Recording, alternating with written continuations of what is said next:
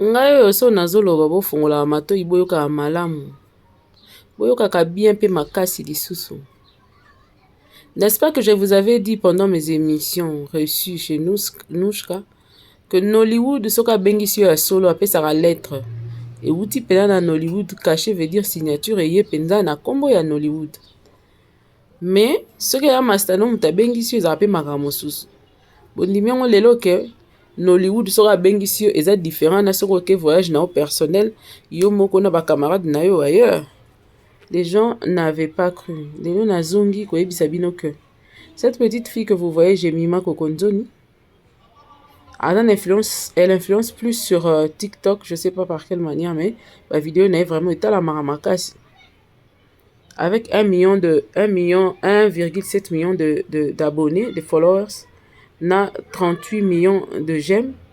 Nde moute sali que ebengi sa webi que Kalamingi ta utaki pe Cameroun, toujours dans le même sens. À côté na ba influenceuse mususu au Cameroun.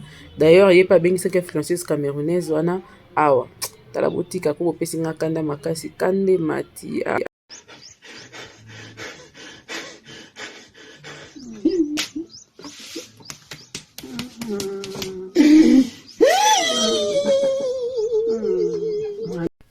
Je vous dis na vitesse mambo ekendele.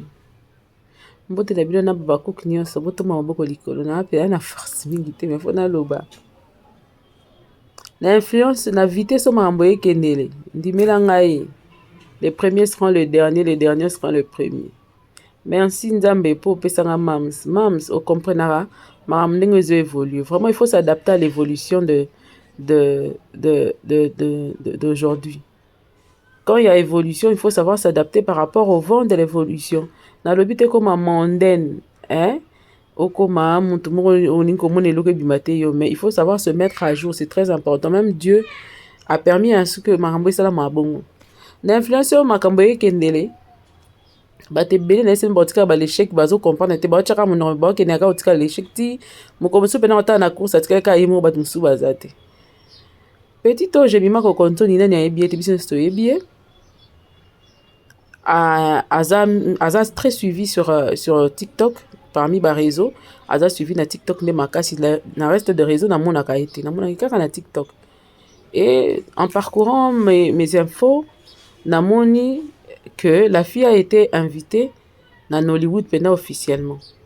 Donc, ma Nollywoodienne, ba moni pendant influence naie, oui que TikTok mikolo eza moto makasi donc montunyo se faut ça l'effort au hasard star aux amutunene, faut ça l'effort ya koyeba ko alimenter TikTok, Instagram ainsi que YouTube parce que ça va de pair.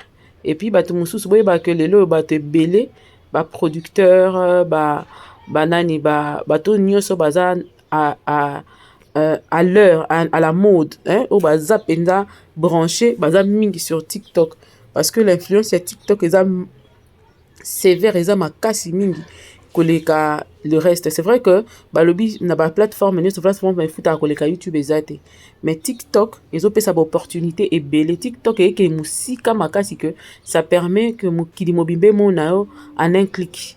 Et puis ba vie à TikTok ezala freiner te loka ba vie à moninga mususu kuna boyebi ka so natangi pe komone mingi ye toza pa na ye awa asilikaka moni siko réseaux sociaux na TikTok ezana ba vu nango soko zotala ngo observer ngo mona que ba vu nango ke na mbango koleka nyonso o ba musuku to basundola YouTube akena na bango TikTok pona yango siko na to ebisa bino que ezana influence makasi surtout na kopesa ba cop na kopesa ba ya kindumba epesa ngo cop makasi baza na besoin ya kosala ba publicité ba produit ezana kati ainsi de suite bo observer bokomona yango wana nazo senga batu nyonso oyo ayebi ka aza star mutu munene il faut okota TikTok bayeba ko ba manager na banani bayeba ko sokola image na yo bayeba sokola te bayeba ko promouvoir image na ope kuna parce que c'est très important. Il y a plusieurs marchés qui traînent là-bas qui cherchent des personnes de genre écoute ba pesi ba chance na bano amiki to yebi lokwa Jemima to yebi lokola Marianne Tumba to yebi ba misusu pe bo mona ke ba chacha d'or bazo évoluer hein bazo bana na ba évoluer ça fait du bien ya komonaka makamba bongo. Et aujourd'hui, na kati ya parcours nanga na komona que Jemima Kokonzoni a bien sami na Nollywood. la fois passée na bisaki bino que pona moto akende Nollywood na chante que Nollywood mte bengisi ye lobaka oke Nigeria oke Nollywood so Nollywood ebengisi yo, il faut une lettre venant de Nollywood. Est-ce qu'il y a un papier prouvant que ba Nollywoodienne to Nollywoodienne moko abengisi yo na cadre nini? Parce que l'influence aujourd'hui ezosala que ba influenceuse entre eux bayeba kosalaka ba collaboration ainsi de suite, ça permet à ce que etombola mosala yango wana. Nazomona pe force ya mams na biso sur TikTok pour bato ya mams na TikTok te babakouk na TikTok baza tellement ébélé que et ça la bien et puis à la longue na yebi que makamsu mo to bango a ezate ba sekile na biso ya kati mo to beta lisolo ezate, mais sinon combo ya sila na TikTok et je vous dis impossible. Donc ce lelo mams ça se concentrer na TikTok est catastrophique. Mais nzamba azwaka lokumu toyebi soki asaka ata bonjour ya pamba na TikTok na ntongo nayebi te combien de j'aime na combien de nini ekozala ba 1 million de vues wana eloko pamba. Donc jebima soko konzoni nde bomona ye boye auti kozwa appel akokende Nigeria po auti France je crois, parce que bauti mikolo kobeta biso ba business class ye na Maria Ntumba tozotala bino kaka bapeti tozotala bino kaka tozoyeba nde te boyebisa biso nano TikTok bino bosalelaka eza ya ndenge nini par rapport à biso. Vous expliquer la stratégie à TikTok, il faut beauté, il faut aux pembe, il faut aux star, et puis que c'est comme ça que ça fonctionne. Et les lots, moi, na oyo, à la TV, à l'Axabiso, lettre na officielle au Nollywood est indélié, ou à kokende, bah, il faut jouer dans un film ébélé. Bien qu'à ça actrice te ba mo ba reputana na ikula neni ba kosala éviter et à le rappeur anglais te comment est-ce que ba kosala, je sais pas, peut-être qu'elle aura des cours accélérés en anglais et puis le fait de revoir na ba anglais peut-être vous permettre et pour ceux qui font jouer dans ba film le ba peut-être à apparaître pour jouer na été sera jouer dans langue nini. Bon toute façon quand on est tout pète akoye kola na épée elle va apprendre et ça va se passer normalement bien. Et puis mosusu ezali ke koloba boye soki ako na ba film jemima conseil na opesa na ba tiktoker na opesa na ba influenceur congolais nyonso ba influenceuse na ba influenceur eloko na monaka pa na bino ezaka déficit bozalaka nango ezalaka ndenge nini osali kombo obundi ti okomi place okomi mais ozomata kaka par rapport ya succès parce que oza kitoko parce que nayebi ke ba congolais tozala basi kitoko oza kitoko et tout ça, mais il faut yeba que la beauté marche avec l'intelligence aussi aujourd'hui. Na mokili ya lelo kitoko etambolaka na mayele, il faut mayele pezala. Malamu kutu forcer na no mayele pende kola, apo epe ko chape susu kitoko que ça la bien mingi. Mais so kitoko déjà pesi yo mwa mbongo po kende lisu musika, il faut yeba ko musée na kotangaka na ko apprenaka ba formation za nango tongo midi pourquoi kokufelaka te on ke zo contrat et tout soko zui contrôle ici il faut yeba ko musée il faut yeba ko tanga mon management mo ndambu mo notion droit aux nango moi savoir parler comment savoir se tenir ba to ba pesa ba formation na bazalaka soko lingeza la domicile ba ko pesa yo soko e ko dépendre na bino bolakisa biso ba net mo ko futi na business class wana oko tia ko musée na formation kongola linga ko tanga te nde problème na biso Congolais lingaka ko apprendre te. D'ailleurs, ce qu'on lingo comprendre pas ni Congolais lingaka ko apprendre te. Tala kaka, ce que ça la Congolais reproche et sous kaka na ko swana. Ato ça les reproche na ndinga bien. Oui, c'est que non, ma belle ah eloko latif les polo tonfa. Eh yonde nini? Yondo yebi, yonde na kasi bongisa Congo. Ah ya place obo ke eloko ngola. Eh yonde ko kombolat. Ozomona. Congolais au départ lingaka ba apprendre te. Ye ndinga botami ayibi nyonso. Et Sili, moi apprendre zate. Cette fille, elle est une très jolie fille qui a de la grâce pour na ngami ko la chance te. Ana grâce na yazo kene malamu. Mais ba déficit wana ba ndeko na ba ko sunga e. Na ndenga mabete na zolo ba bien Congolais linga reproche te, Congolais linga ba la kisaite. Moi non so bobaki c'est lié intelligence. Bobaki c'est lié savoir. Dans ce séminaire au sala mambo ebele parce que anda na courage à ko oser.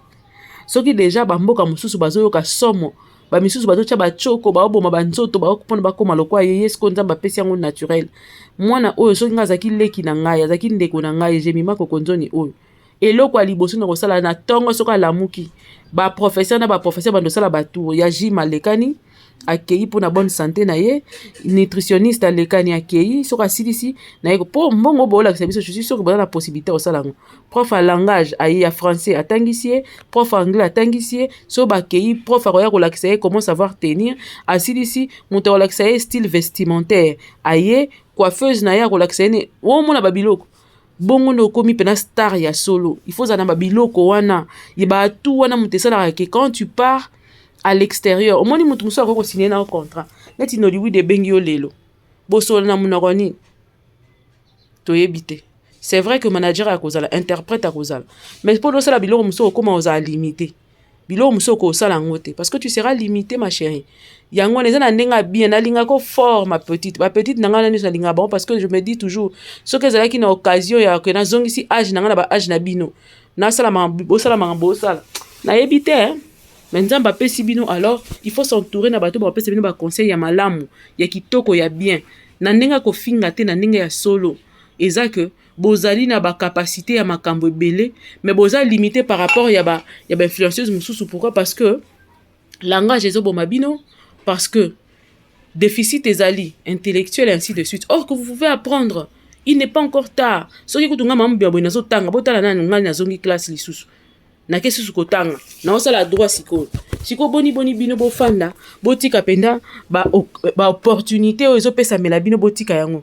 Voilà pourquoi on mona que esika oyo par exemple bana o bakoko koma na bisika moko na ba mal OS baza et c'est possible parce que na beauté ko ba lia déjà bozolia dana na ba beauté bozolia bango dana na ba followers siko nini ndezo empêcher bino bokene ko apprendre. Allez apprendre les enfants, allez apprendre. Biso tokobota la biso bino ton limi mais allez apprendre. Hein? Nous supposons que tant que nous bana mikie mingi, tant que ya ko apprendre, chance ko apprendre zana nous ebele que ba o daba ko ba mpaka boy, biso ba mpaka boy. Eza pas si pour mutu ezo fonctionner o kanisa nini, o kanisa boye, o kanisa bana e, o kanisa so nini, o kanisa ko bala e age ezo kende, il faut ki mambango ainsi de suite. Na ye awa pona ko lobela ndebe influenceuse na biso. Vous avez un déficit sérieux.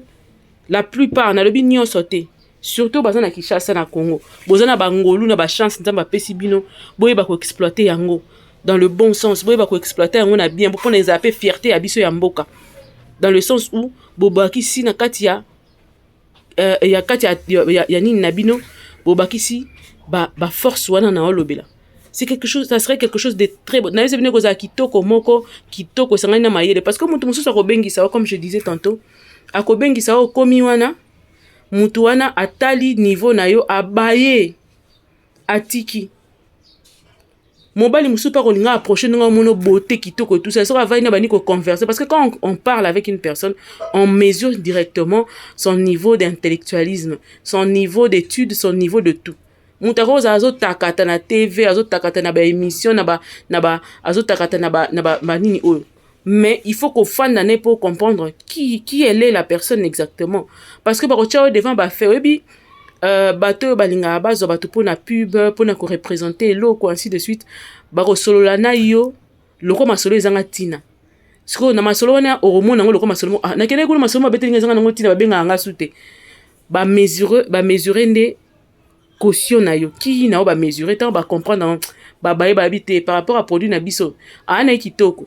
Mais il faut y kanga monoko il faut tika na photo na place ya nini bo mutu musufu intervenir o mona bakezo moi si mususu yozo ba nga on a leki na kitoko o leki na kitoko mema atu na ye mutu sali ke ye aleka yo siko na monde ya lelo il y a pas que la beauté qui compte. En dehors de la beauté il faut avoir un niveau pour que au kota na sphère moko boy au traverser monde moko boy yango ko mona bato fi wana ne bien tenini ba bazo zoyer parce que yé azan eloko yoza na ngote ozana beauté oui c'est l'extérieur mais quand il faut passer dans des histoires sérieuses du genre signer ba papier tanga eloko boye lobe eloko boye tu nous prends tellement du temps yango nazo beta c'était na Marian Tumba na Jemima Kokonzoni na Chacha Dor na bino nyonso oyo bozo ça l'influence na biso na côté TikTok. S'il vous plaît, allez apprendre les enfants. Ce n'est pas encore tard. Il n'est pas tard. Ça n'a jamais été tard. Il n'est jamais été tard. Il y a mutu pour apprendre. Apprenez. Pour nani bozo kufela kaka ba mono Mathieu Kiti mais pendant qu'il faut se sacrifier pour ça. Sacrifiez-vous. Au moins on peut on peut bazora batu ba formaka bango du jour au lendemain. Mais sinon félicitations à vous par rapport à il y a partie de nul bozo s'imposer na katikati ya mokili mobimba. Et le monde entier est en train de voir que en RDC, il y a des femmes, il y a de belles femmes, et prouvez-nous aussi qu'il y a des belles femmes intelligentes qui peuvent faire beaucoup de choses. Donc, influenceuse au Mona Oyo, il y a Biso Kokonzoni, Oyo abengisi ye wana mopandi, na ebite soki ezaka ye mutu moko, so eza deux personnes, apparemment eza o mitoza na Hollywood kuna. Donc, azui ngolu ya kokende kuna, eloko nangi na beta setende ezaki yango wana, parce que ba contrat na yo ebanda kopesa yo chance okei, mais bobandoke musika te. Pourquoi? Parce que bozo linga ko apprendre te, parce que bozo linga ko se former te. Formez-vous, vous êtes encore trop jeune, mutu ezala no polele, boko ko sala makambo ya bien. Au-delà, sinon vous comme mokolo moko beto bandotala binoka, fio azala na succès, mais asuka ka aboy. Baninga ba otonga bandaku ba osala makambo minene koleka. Ya minene nazo ebisa bino. Pourquoi? Parce que elles ont compris que ningazana mutu ezo sala niveau ezali études ezali ainsi de suite. Au monde aero ebisa que oh non, na sa diplômé ne tel et l'autre, vous pouvez étudier bana botanga ko ekosala bino bien makasi.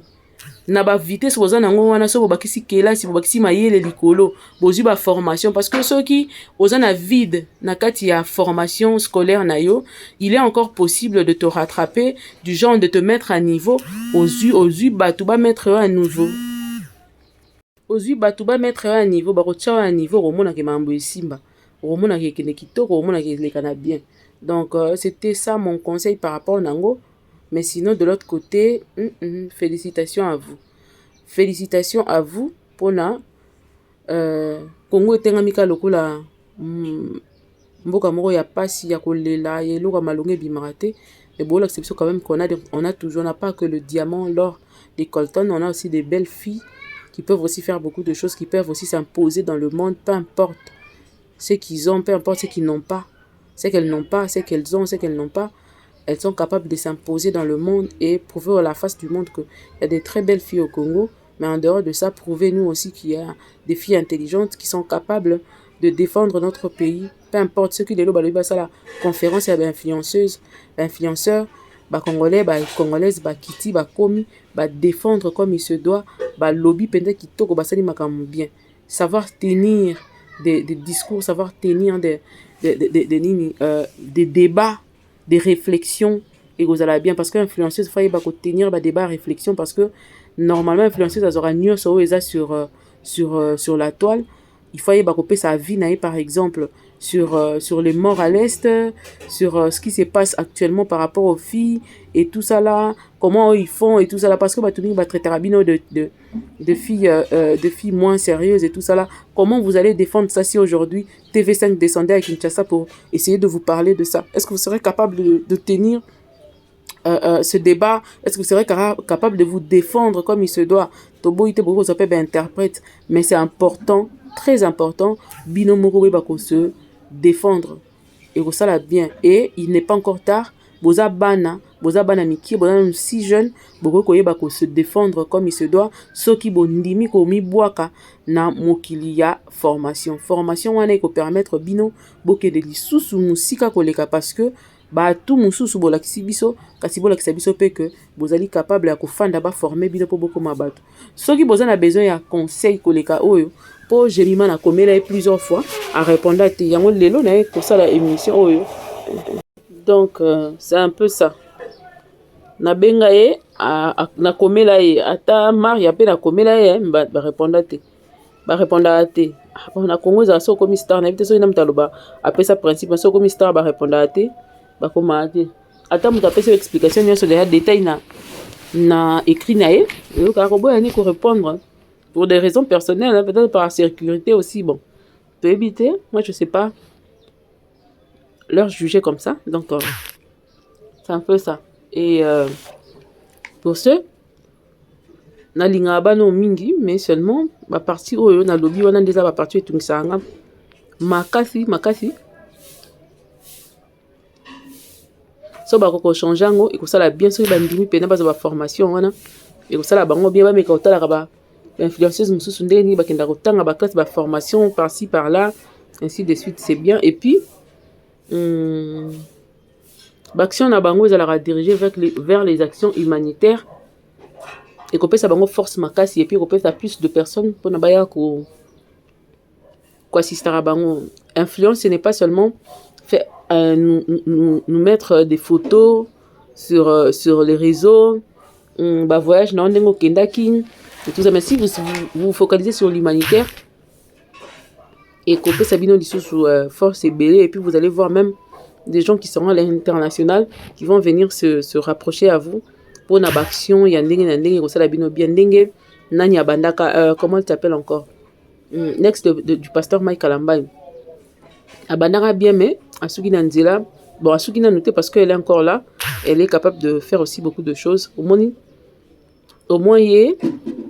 elle pouvait bien tenir des débats, mais à côté moi il y a un déficit il faut quand même être vraiment encadré, avoir de bons managers, à être bien entouré et vous permettre binobo que sous liboso, parce que moi je crois que la jeunesse congolaise a beaucoup de choses à donner, seulement peut-être que en un langage mais ça les défauts, mais baza na maramba bien à couper ça lisusu ceux qui baza bien encadré et que ba pesi bonne possibilité ya kokene sous musique. Alors bonne chance à Jemima, bon passage à Nollywood. Il y a la biso ba retour il y a bien, mais sinon en attendant on fait un effort. Il y a quoi apprendre pe anglais ngo pona et puis ça biso ngo pena na isengo pe mpifo surtout na lo lenso mingi, parce que tebi ke bana Congo basi ya Congo basi kitoko basi ya bwani ya basi ya respect. Alors nzambe azala na bana nyonso ya Congo biso nyonso bayi Congo toyeba kotombola bendele ya Congo likolo makasi na mosala nyonso zali kosala pe esika nyonso zali koyeba kosala mosala na biso. C'était sans rancune, sans mauvaise intention ni mauvais fond. C'était juste une manière de vouloir rappeler nos influenceuses qu'elles comptaient beaucoup pour nous. Et puis, bah, ça là est fort. Merci.